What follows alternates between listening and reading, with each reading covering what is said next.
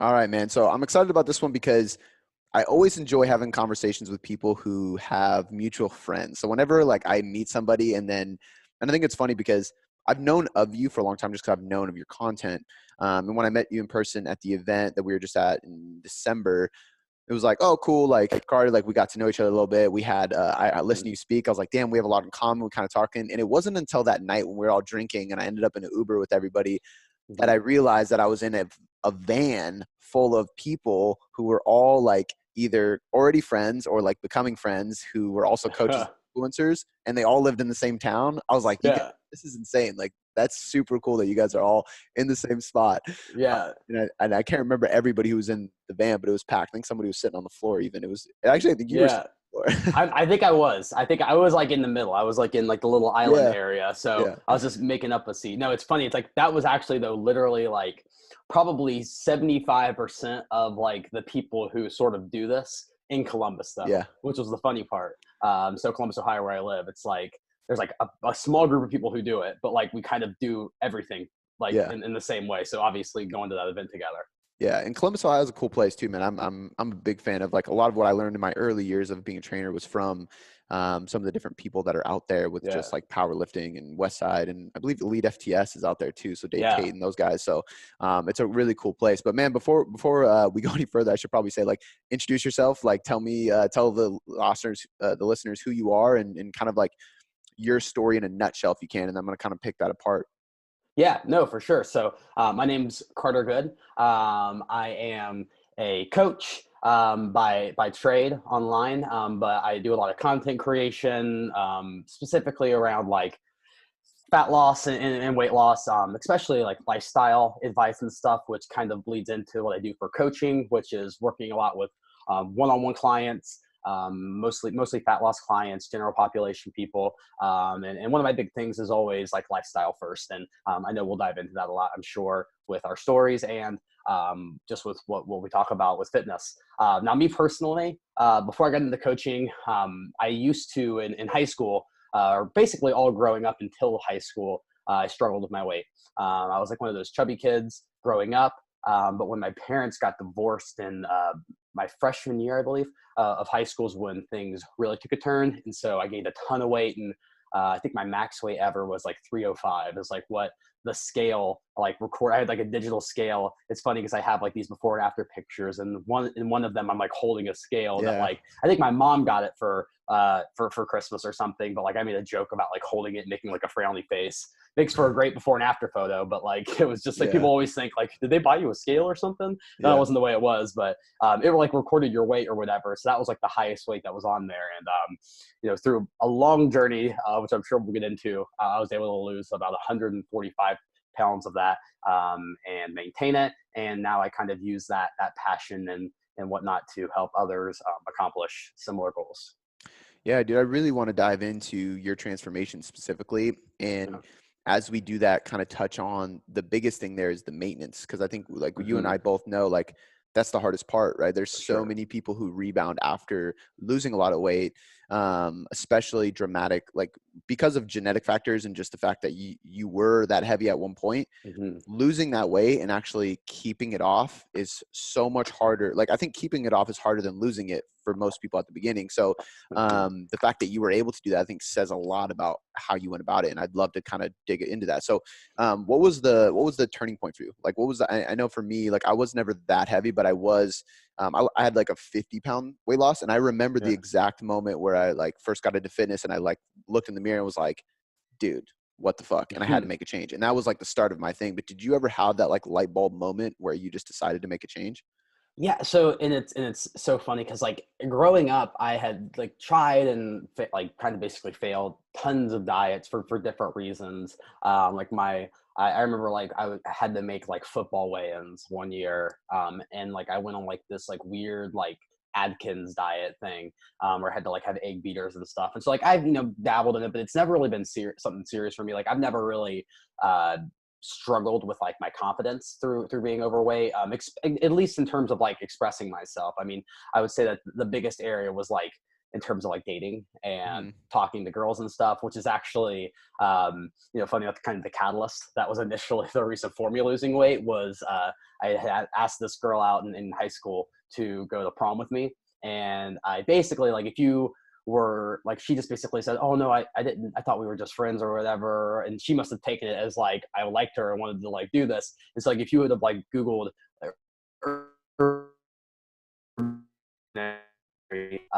like friend zone island, because that was like my thing. And so that's what like initially sparked the motivation to lose weight. But I think you can probably attest to this. It gets to the point where that's your initial motivation, but things start to change as you see results. And for me, it was the first time that I had ever started something. At the time, I like basically made huge changes to like my diet and exercise. But the first time I had ever actually started like losing a significant amount of weight, and that's kind of where the motivation was. It kind of became more of like a self-inspired thing, because I was like, oh wow, things are actually starting to move, things are starting to happen.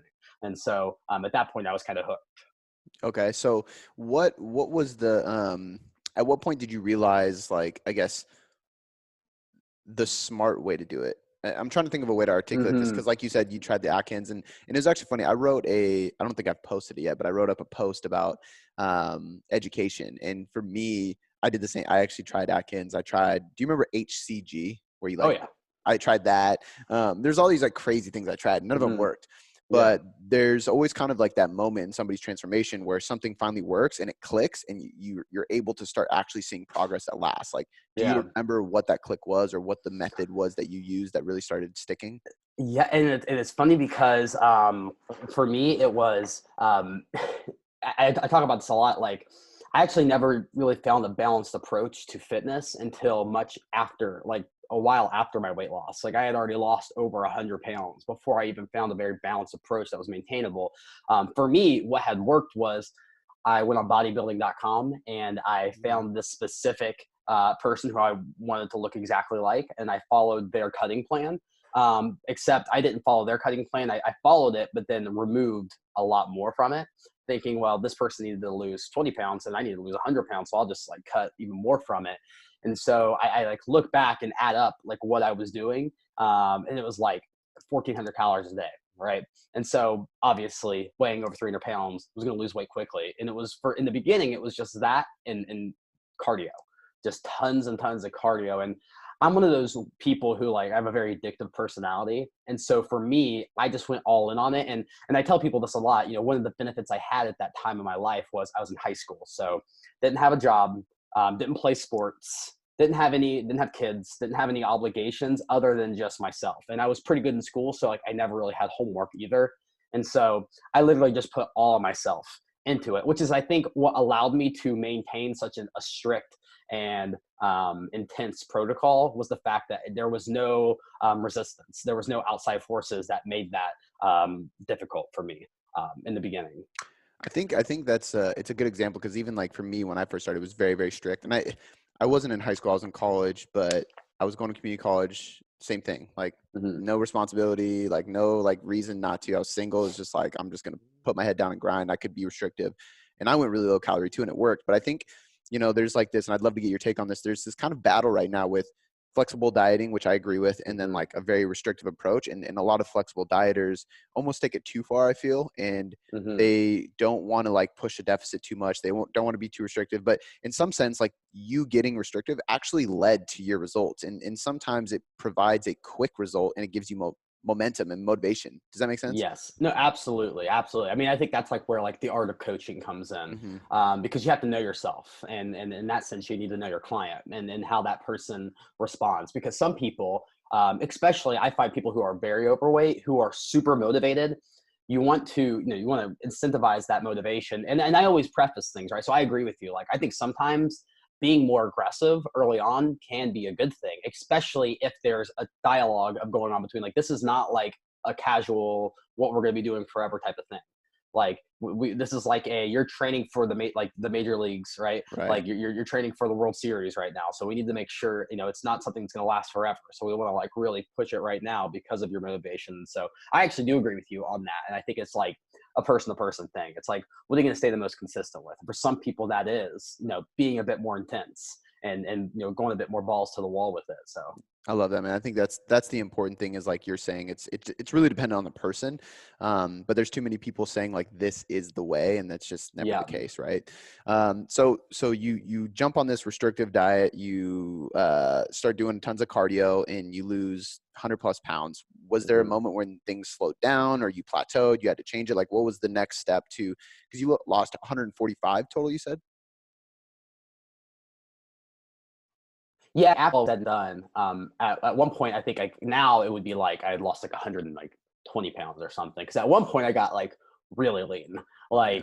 like almost like a 5'11" and a half. Like I was like at 160 pounds, and so like that was where like got super super lean. Didn't have any Yeah. muscle. Like I Yeah. thought I had muscle, but I was really just kind of looked a little bit like a skeleton because I didn't had never built muscle. But yeah, I would say it was probably around like the 1 year mark was when I like things started to slow down. But even then, it was during that shift, and this kind of goes back into probably like a not lucky, but like by good chance, I got really into lifting towards the later end of my working out or with my dieting and stuff. And so when the scale stopped dropping, I kind of took it as, oh, I'm building muscle now, Mm. which I was too, but it was probably also just where I was eating was not gonna, keep me losing weight at that point if I kept eating that much. And at that point I had started to dial back a bit because it did start to get very unsustainable. I started to eat more, use protein shakes because I was thinking,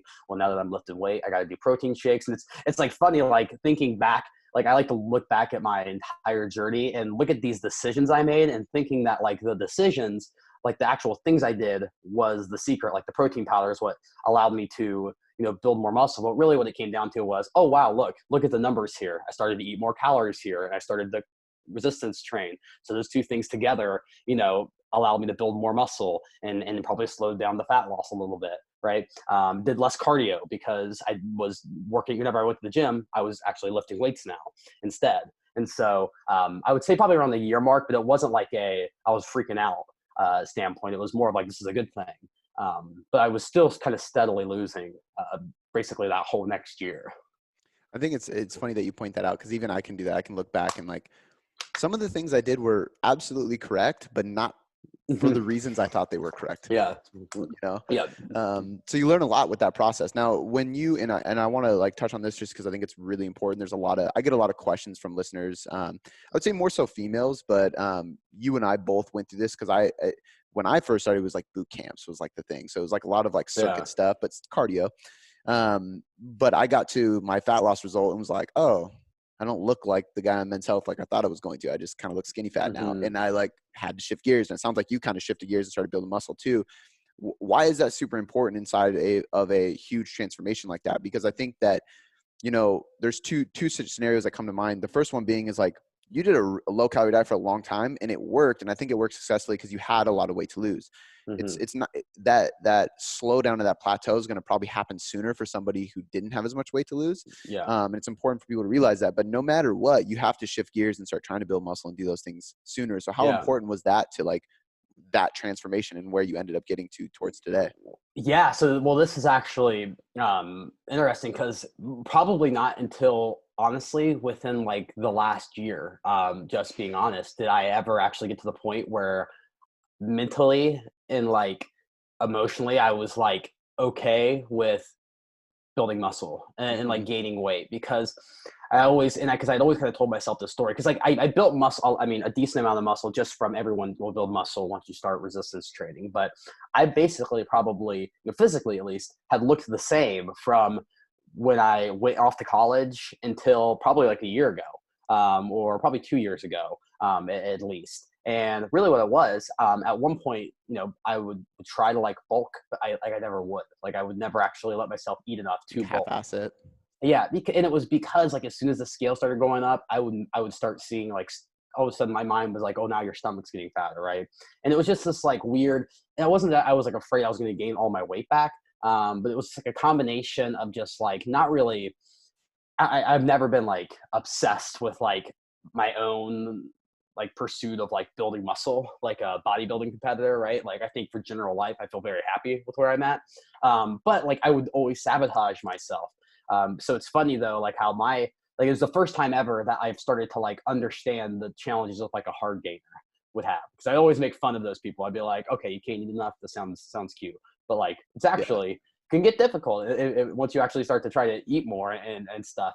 So I'm trying to remember your original question, but for me though, that putting on muscle and changing has actually been something that's happened within like the last 2 years.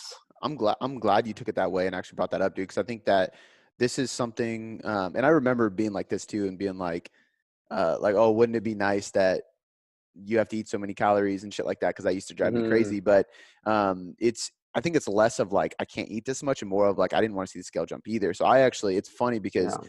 not too long ago was the first time I actually periodized my approach where I was like okay with the scale just climbing Hmm. up because I knew I needed to. But not enough guys talk about that. I think that there's a No. psychological, whether it's body image issue or it's just like, again, like if you were once overweight or insecure, I think it's always going to be somewhat in the back of your mind. Yeah. And we hear about body image and stuff like that with women all the time, but never about men, and men don't admit it. But it's like, and it goes in reverse. There's some skinny guys that are always insecure because they're never big enough, and then there's guys that used to be overweight that are always insecure because they're never lean enough. And not enough people talk about it. Do you think that like translates into your coaching and your empathy and stuff like that quite a bit too? I think so for sure. And one of it comes down to, and I think this is so important, especially for anyone who is like coaching or working with general population people, is this fitness industry is filled with men and women at the top who are either the coaches or the faces of companies that are like they're like the elite, even in their bodies, and whether they're like taking it, getting like, getting a little bit of help from like steroids or something or not, even if not, like they're still like at the like 1%, right, of like like how their bodies look. Because like some people can like train their ass off, right, but they're not going to look like that 22-year-old bikini model who just has the perfect waist and like great Right. butt genetics from her family. Like sure, lifting has helped, but also you got some good genetics from your Yeah. family, and those things. And so one of my biggest shifts, especially in the last year, with coaching, has been really helping people identify like what does success look like for you. When you're being realistic, because I'm a realist, and so I'm very big on like setting realistic expectations for yourself and being okay with that. Because I think sometimes people think that, man, I'm just like not. I just don't look that good, so I need to keep working harder and harder and harder. And it's like you can definitely become the best version of yourself, but like also, what does success look like for you? Because I think for some people, when they're really being honest with themselves, like being that lean or looking that certain way isn't necessarily like they would love to look that way, but it's not as important to them as maybe they think it should be. They just think because I've made all this progress of fitness, I just got to keep going and going and going. And now, you know what? Now I need to do a competition. I mean, you see people will do competitions who don't need to be doing competitions. They don't really want to. They're just doing because it's like, oh, this is what I'm supposed to do now. But no, I would say that for me, it really has shifted towards having an honest conversation with people and having them have an honest conversation with themselves about like, what does this look like for you? And it's okay if you're not perfect, right? Like the perfect plan is the plan that is like going to be fits your lifestyle and fits your like real needs for your day-to-day life. I think that, dude, it's so glad you said that. It's funny because the amount of women I've talked out of doing a bikini competition is Hmm. kind of crazy. Just because I've had realistic, like they'll mention that goal. I'm like, hey, let's jump on the phone, and I'm talking to them. I'm like, hey, like, what about a photo shoot? What about this? Like, what Yeah. about just getting really lean? Like, because Yeah. I don't think you understand like the difference between getting really lean and getting stage lean. Like, there's that like 6 to 8 week period that Yeah. just destroys. It's just like unless you like the Yeah. sport, there's just no reason for it. Yeah. But I'm glad you said that too, because I think that, there's a lot of people, and I'm guilty of this, like with comparison and like looking up certain people, that we have to remember that some people's life literally puts them in the perfect situation to look that way, whether it's their Yeah. schedule, their family life, their spouse, their kids, or none for that matter, or their job is literally doing that, or their genetics. And if we can like strip all those things out and, like you said, just identify like your situation, I think you're better Mhm. off. And I'll even admit it to people. I'm like, hey, like just remember that, like this is what I do for a living. So it's easy for me to eat this way. I own a gym, so I can literally train anytime, anyway. There's no stopping me from consistency. Like Yeah. I have literally no barriers besides like some family things, but even that doesn't get in the way. So Yeah. don't look at me for motivation, but don't always like compare our situations, because we have to make this right Yeah. for you. No, I love that. I think that most people actually, the way that I always say this, and this is like, again, speaking for people who are just general population, right, who want to be fit and healthier because of other things, not because to be fit and healthy just to be for a lack of fit, to be fit and healthy because they love Hmm. fitness. And the way I always say it is that, fitness should fit into your life instead of your life having to fit around your fitness. Yes. And that's where you have to be honest, because I work, actually, this is a great example because I just started working with this guy who like travels probably like 5 to 6 days every single week. There's on a plane probably 3 to 4 days a week. Um, and for him, with tons of like, taking people out to dinner, right? Business dinners, business cocktails afterwards. Like it's just a nonstop thing. And for him, I just was straight up honest. And I said, listen, you can definitely, make incredible progress, but like, let's also be realistic here. Like, it's going to be really, really hard for you to try to work out, you know, 4 to 5 days a week, really consistently in a way that's actually going to create the results that you want in terms of like progressive overload. And like, you're going to be in like different gyms every week. And so for him, we just set some realistic expectations around like, okay, so you're home 2 days out of the week. So we're going to work out those 2 days, and then you're going to get one like travel day workout each week.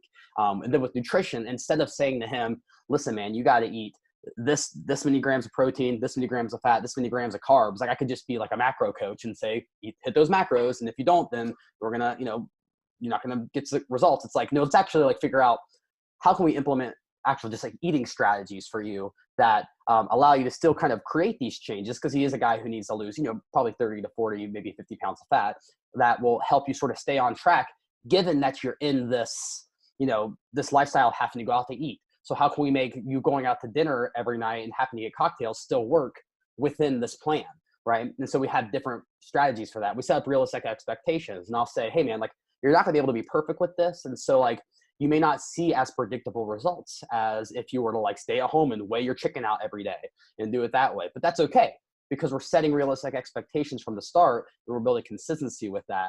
And in the long run, that's going to work out best for him, because not only is he going to get results long term, he's going to have a better plan for his lifestyle that is his job and with how he has to do things. And so, I think that's super important. It's something I always try to focus on first. I think that's the sign of a good coach though too. It's like you don't really have one.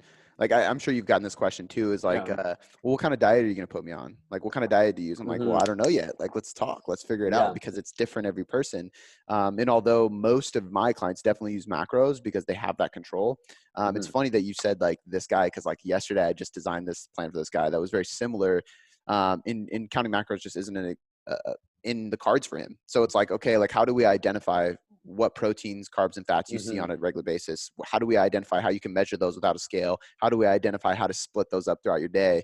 And that's going to work for him because it lowers the stress and allows him to control what he can control. And that's really all we Yeah. can do. Yeah. The way you could, like, another way to say it is like a 50% plan done consistently 100% of the time beats Hmm. a 100% perfect plan, which doesn't even exist. But like assuming you got all the variables right, but you can't do it more than 50% of the time because of the stress it creates. And, 3 to 6 months from now, you're not doing it anyways because it's not really Exactly. fitting into your life. Yeah. So that's actually one of the things I wanted to touch on today is like simplifying training and nutrition for the average Joe. And you kind of tackled it with a specific client, but are there any like things that you learned inside of your transformation or just inside of your coaching in general that like you really use as like foundational tools to make sure that you're simplifying things for people or explaining it in a way that's less stressful? Yeah, I really like anything to do with like hierarchy. And so like I know Alan Aragon's like a nutrition guy, and he has like his like pyramid of like nutritional pyramid, right? Of like what's the most important thing here, and it's like consistency, and then like calories, and then specific macronutrients, and then like at the top is like supplementation, right? And so what I like to do with people is first, I like for everyone to understand generally like what these things are, because they're in the foods that they eat every single day. And then from there, I will. My thing is, I'm a big fan of tracking, and I always have been. I probably always will be, from a basis point. Probably kind of similar to what you said about helping somebody being able to visualize portions and understand that. And so I always tell people like you're kind of put in a situation where the world's working against you. You live in a world where it's really, really easy to overeat a little too much, and it's really, really easy to not move your body enough. And so you automatically have to realize you're gonna have to be put into a bit of a minority when you make these changes. But I'm always big on like, what are the hierarchy of most important changes, right? And so for somebody who is just getting started, you know, what I think is one of the best things that you can do for a period of time is to just start tracking your nutrition. And with no preconceived, like, I have to hit this many calories, I have to eat these types of foods. Like, I actually like for people to just don't change a thing and like be honest with yourself, because no one's judging what you're eating. No one's judging what you're eating. You know, no one is saying, oh, you're getting a gold star for how you're eating right now. Just eat how you would normally eat and be honest with it, and just track it and just see where you're at. Because what that does is it creates awareness. And I think once you have awareness, then anyone can be successful once they understand, because that's where you start to identify some of the problem points. Like, oh, wow, I didn't realize like how many calories I was eating after dinner, or I didn't realize like how these small things added up throughout the day. And so I think like the biggest first step for anybody, whether you then go into tracking macros or just tracking calories or you're following a meal plan, is to spend like 2 to 3 weeks just tracking your nutrition and just like looking for patterns and stuff, because that's going to give you the best tools to get started with. I'm the exact same way, dude. I think I always say awareness precedes change. And I think that Yeah. you know what I mean? Like, that's the biggest thing. If you're unaware, you literally can't change it. So I think it's Yeah. funny when people are like, I'm struggling to get results and I don't know why. And it's like, well, what are you doing? Well, I don't know. And I'm like, well, there you go. That's why Yeah. you can't determine what to change. And Yeah. I think that applies to training, nutrition, stress management, basically everything. Mm-hmm. So I like the way you did that. And I'm assuming that when you kind of teach this hierarchy, which I'm a huge fan of the hierarchies as well, Mm-hmm. the pyramids. I mean, RP, Alan Aragon, Eric Helms, muscle and strength Yeah. pyramids. There's so many out there, but they're so good and easy to explain. But I'm assuming like as this is a building awareness in them, it's kind of teaching you essentially what needs to change, right? It's teaching you exactly what to do inside the coaching front. Yeah, no, for sure. Because I always say it's like the goal of like in the beginning, when I'm working with somebody, is like, I always tell them like, you're not special yet. Because like, you're just an avatar. Like, you know, I've had a phone call with you, but like, I don't know anything about you yet.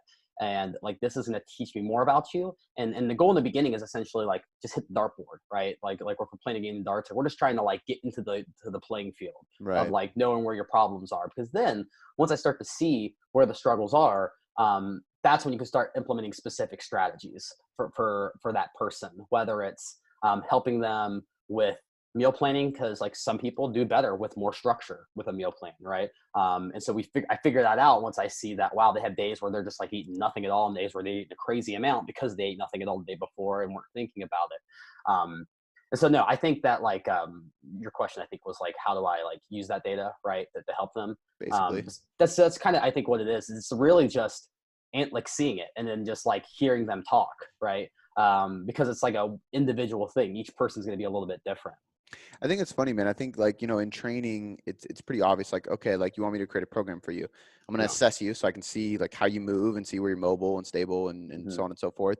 You're going to tell me your goals, like where you want to build strength, muscle, and then I'm going to create a program for you. But with dieting, it's like, oh, let me get your body weight. I'm just going to give you some macros. And it's like, well, you didn't assess what I'm currently doing, what I've done in the past, what's worked, what hasn't, like what I enjoy, like what I don't know shit about. Like, and it's just funny how people jump right into it with that. Yeah, how I like describe the relationship between diet and exercise is because both are obviously play a huge role, right? I hate whenever people say it's 50% exercise, 50% diet, or 80%. It's 100% exercise and 100% diet, right? Yeah. They're both going to play a role in what the goals are. But with exercise, it's more of like an additive habit, because it's something that whenever you go to the gym, like it's not like the gym, the weights are in one corner, the open bar is in the other corner, the video game lounge is in the other corner. I mean, unless it's a really cool gym, right? Really cool gym. It's like there's no options. You're going to the gym, now you're here, now you're going to get a workout in, especially if you know what you're doing. Whereas nutrition, you're going to be eating for the rest of your life. You're going to be making food choices for the rest of your life. So it's more of a change of habit, and that are those choices going to be more in line with your goals or less in line with your goals? And that's where I think with nutrition, it always takes longer. It's probably why most people struggle with nutrition. But like you said, though, it should be approached the same way, though. It's funny how it's almost approached, it's more complex than training, I think, especially for general population people. And it's treated more simply, which is the silliest thing. It's like, oh, here's your macros. And it's just like, the person doesn't even know how to like hit those macros. Even if they do know how to hit the macros, how long are you going to hit the macros? And like, why do the macros even matter? It's like, how do those change over time? How do yeah, dude, Yeah. I 100% agree. It's funny that you said that because I've actually never heard anybody else say this but me. Not that I'm the only one that thinks it, but I just don't hear Yeah. people talk about that. And there's been plenty of times where I'll say like, like you can go buy a good program from a good trainer and you're going to get great results from it because Yeah. it's, you might have to adjust a little bit, but it's a good training program. But you can't buy somebody's diet and just follow it and see results. Like there's just so much Yeah. variability inside of that. So I think it is much more of a tailored process. One thing I wanted to touch on because I believe you're a big Moscow Mule guy, and as am I. But I want to talk on like drinking and losing fat or losing weight, like how you go about doing that yourself, how you go about fitting in. And I know for me, like once a week is just like a date night, whatever drinks, and it's usually either wine or and I've been, I'm curious if you've had this, but a whiskey mule. I've like fallen in love with lately. I Yeah. hadn't had one for the longest time until like 6 months ago, and I had one. I was like, this is way better than a Moscow Mule. But just drinking and losing fat in general, I get this Yeah. question all the time, and I think a lot of people have different approaches. How do you go about that personally, and then with your clients? Yeah. So personally, like, man, so my one of my issues with alcohol personally is that I actually genuinely like I'm a connoisseur of Mm, like coffee, for example. Like if anyone watches my Instagram story, I haven't done this much recently because I kind of just got burned out a bit. But like I love to do the whole like Kaylin, my girlfriend, she just like goes to Starbucks and does the thing, and then I scoff at her and I'm like, why are you drinking horrible coffee? It's like, yeah, right. So I'm very, yeah, like Jason was like, I drink Starbucks coffee every day for like the last 15 years. And I was like, my heart like was in pain when I heard it. Cause I'm like single origin coffee from a single farmer, yeah, like one line to the farmer, like ground perfectly, pour over coffee, like manual brew. So I'm like all into that. So the same thing with alcohol, like with wine, like I love like yeah, all that. So for me, I've actually had to keep tabs on it. Cause there was a point where like, I would get into the root because I'm also a routine oriented person. And so like I love this like a cocktail every night or a glass of wine, most nights or whatever. And when you're maintaining, I think it's a lot easier to do something like that, even though I still think for health reasons, I really don't, that's why like I pulled back from doing that. Cause I don't want to be having a drink every single day like that. Even if I do enjoy it. But I think from a fat loss standpoint, what I do for most people, unless it's like an obsessive thing where like, they are partying, like getting like shit, excuse my language, like shit face yeah. every weekend.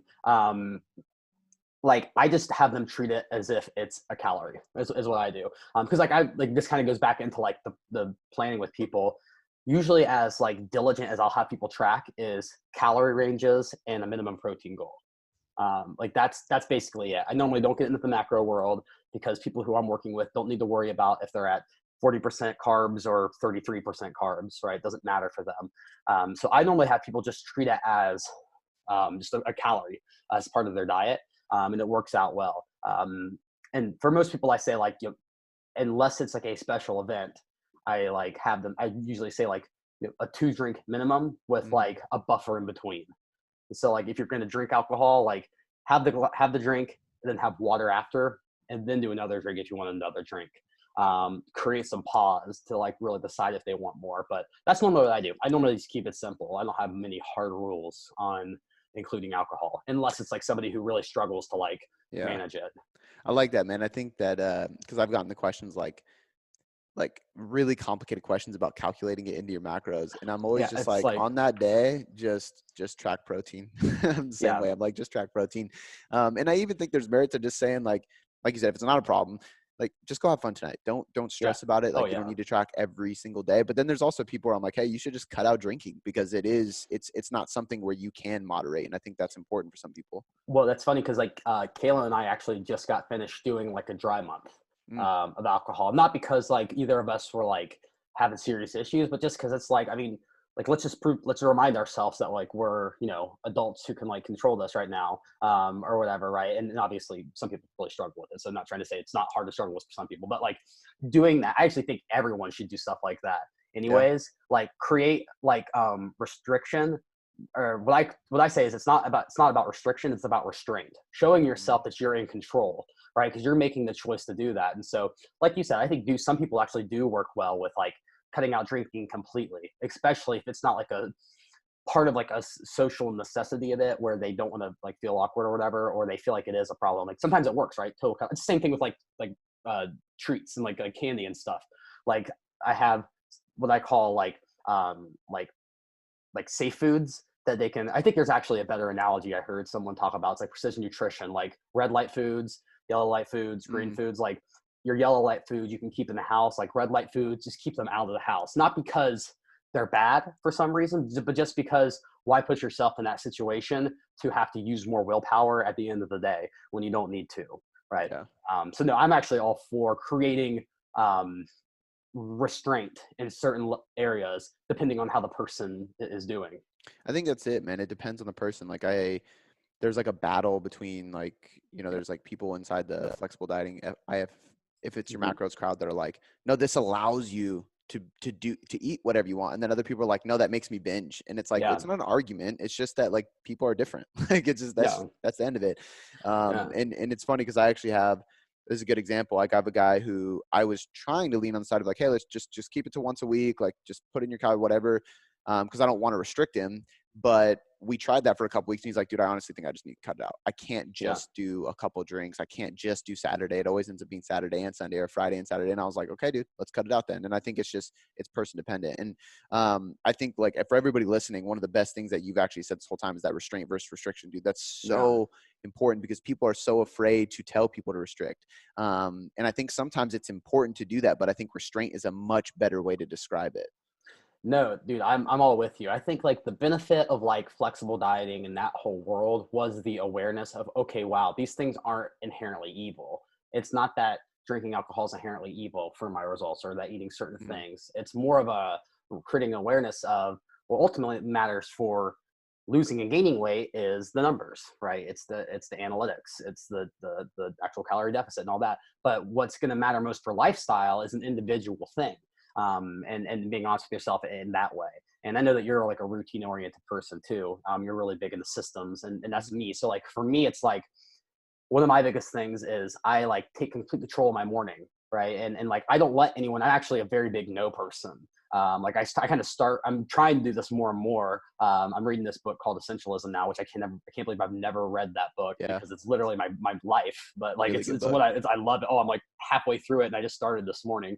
But but one of the things is like you start with no, of this idea of like you have to guard your time and like Mhm. guard your rules and stuff, and just have like a backbone for yourself. And so for me that's like a morning routine, right? Like I will not talk to anybody until I've done these few things in the morning, and people know that too. And so even with like I have clients do this too. So with drinking, for example, just to go back to that real fast, because a lot of people struggle with like the social view, like how they'll be viewed by their friends, and everything, which I think is one of like the silliest, like it's not silly. I mean, it's silly once you look back on it, I think, once you've conquered something like that, because like if you're certain about something, like if you had a friend who told you like, dude, I'm not going to work out. I'm not somebody like who I just don't love working out and I'm just not going to do it. And that's just the way it is. You might be like, dude, you don't want to work out? Like, look, you can do all these things. I can show you how to do this. We'll make it super simple. But like, you would respect their wishes after a while. And Mhm. if you didn't, then you probably aren't their friend, you know? And so that's how I have people do it. I'm like, you have to be true to yourself and like create your own code for how you go about doing things. And if people really want to fight you for it, one, they have their own issue about it because they probably see something in you that they wish they had. Mhm. And two, they might not actually be the kind of friend you want because they might not actually care about you. They might just care about like whatever like their selfish reason for being your friend is, which is kind of a hard conversation for a lot of Yeah. people to hear, but it's kind of true. I love that, dude. I've said many times, like, you need to audit your environment. And I think Yeah. that's the key, man, is like, if somebody's not going to support you, are they really a good friend? You know what I mean? Yeah. And I love the way you put all that. And this is actually one of the things that like clicked with me when you were doing your speech. And then when we talked in Arizona, I was just like, dude, we have so much in common. It's crazy. Cause for Yeah. me, like when I wake up, it's the same thing. Like, no phone, no email, no social Yeah. media, don't check anything, don't talk to anybody. Like I drink my coffee, I read my book, and then I make my breakfast and listen to my audiobook. And then I get on my computer and I write in Google Docs, but I don't look at Mm. email. I don't look at anything. I'm doing my writing or content creation on a document where I don't get notifications. Like, Yeah. and it's not even until like at the earliest 9 a.m. before I'm like, okay. And I've been up since 5:36 in the morning, like Yeah. until I start like talking to people and like getting stuff. But I think that whole, if you haven't read Deep Work by Cal Newport, That's Jordan Duggar. Literally, he recommended that to me, and that's next yeah, on like the reading list. he sent me that. I think it was yesterday, the day before. He's like, "You have to read this book." I was like, "Dude, I read That that might be already." why I got the Yeah, same email. You just sent out a mass yeah. like people read this book. So Yeah, he's good about that, I will say, because he got me listening to Everything Is Fucked by Mark Manson. yeah, And I didn't listen to the first one, but I'm listening to that right now too, because of his recommendation. But no, man, I think that like protecting your time and having that deep work is so important for anybody, because it just, like you said, like it's less about like for us, we're content creators, so we need that time, but it's less about what you're doing, and it's more about that you're just having that time for yourself to do things, period. with it for sure.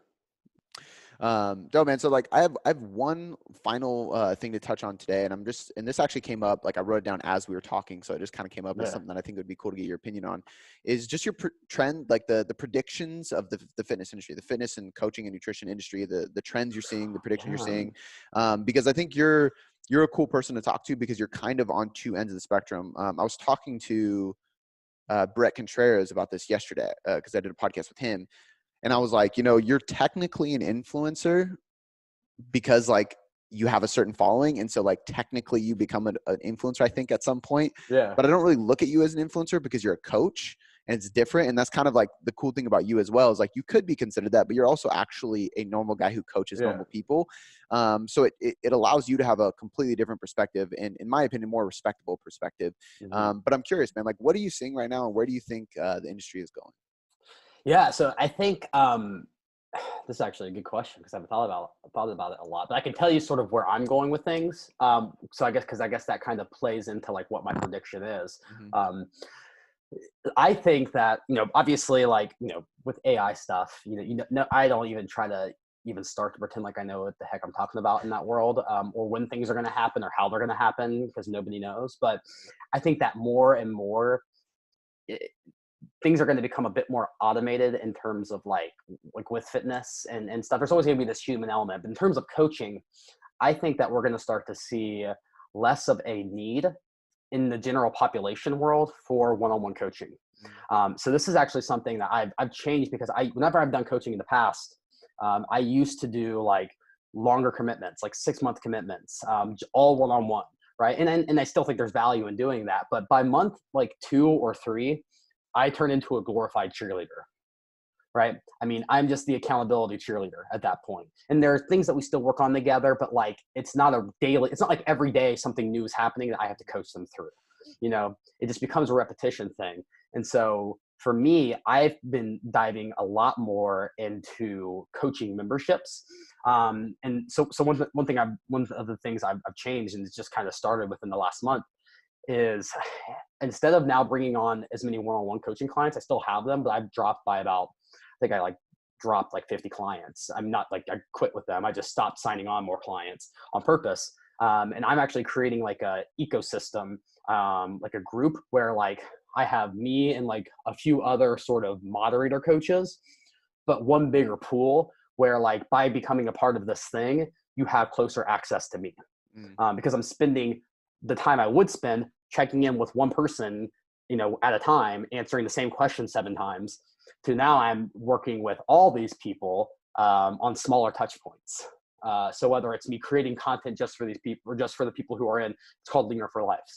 So just for Leaner for Life members, doing lives just for Leaner for Life members. So basically it's a membership, but like I'm putting more of an emphasis on coaching, the coaching side of it, and my involvement in it.